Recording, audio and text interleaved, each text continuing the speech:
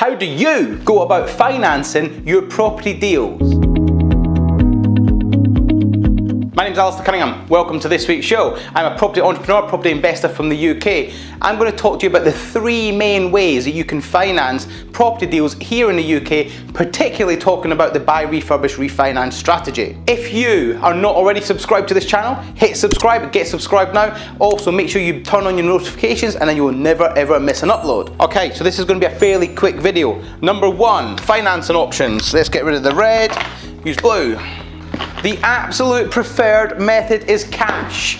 If you are in a position to invest your own cash into the deal, it will be the absolute cheapest way to buy that deal. You will have no interest payments because it's your money. You will have no joint venture partners getting involved. You'll have nobody else involved because it's your finances. You will be seen and treated as a favored purchaser because you're able to move quickly. You can then negotiate the price down because of that. When you are a cash investor, you have the power. Everyone is looking for a cash investor. So if you have money sat in the bank that you can afford to purchase these deals outright, do it. Have the cash, invest it. Number one, it is quicker. Number two, it is cheaper. It will save you on legal fees. Number three, it will save you on interest. And number four, you are likely to buy an absolute bargain because you can negotiate the price right down because of this. Cash, baby, is king. Coming from a position of having cash is the dawn of positions. Trust me on this. It does come with the risks. Obviously, your cash is fully tied up in that property during the time until refinance. However, if you're happy with that risk, crack on buying in cash, my friend, because it is the number one preferred method.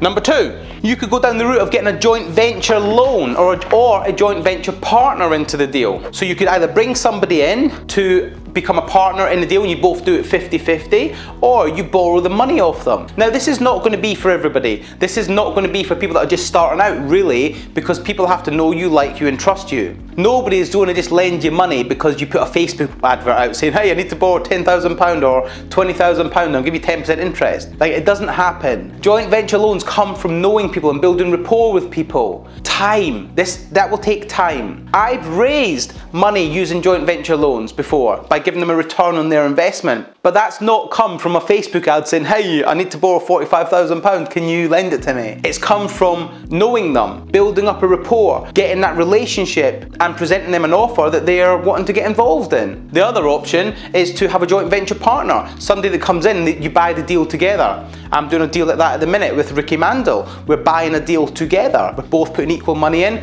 buying it together. So it's an amazing opportunity. One thing I will say with this joint venture loan, joint venture partner is make sure that they are legally represented and you have correct legal contracts in place. If you're given a joint venture loan, it's likely that they will want a charge on the property as well. So make sure that it's all drafted legally by solicitors and that both you are protected and both of you know your rights. It is super, super important. Please do not loan or take a loan from somebody that's prepared to do it on word, because that's when things go wrong. You need a very, very clear set of rules, shall we say, or a contract at the very, very start. Very important.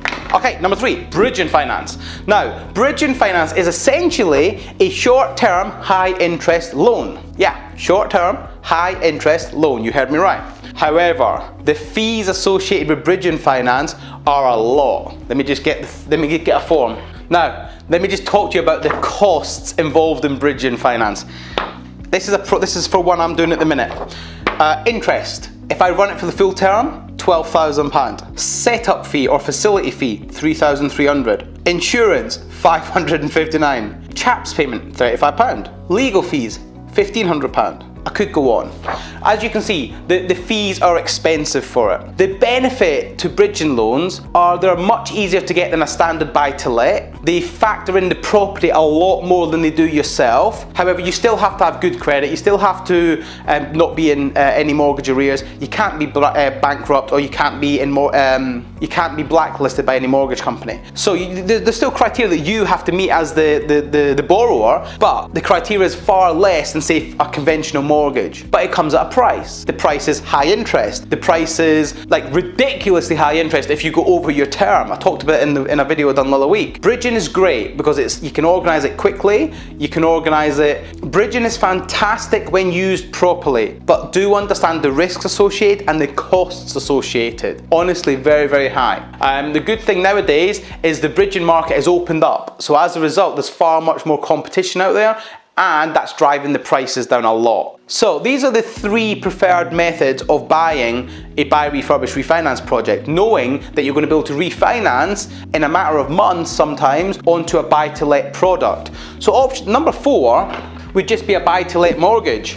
But you're not going to use a buy to let mortgage to buy a buy, refurbish, refinance because you have restrictions on how quickly you can refinance, and it might not be the best product for you. So for buy, refurbish, refinance, number 1, cash. Number 2, joint venture loan or joint venture partner. Number 3, bridge and finance. And then finally, you would then refinance them on to a buy to let product, where you will typically get 75 or 80% of the done up value loaned to you from the mortgage lender. So ask yourself, if you're going to be doing a buy, refurbish, refinance project, how are you going to finance it? What do your current finances look like? And who can you tap into in your network to potentially become a partner of yours or potentially give you a joint venture loan?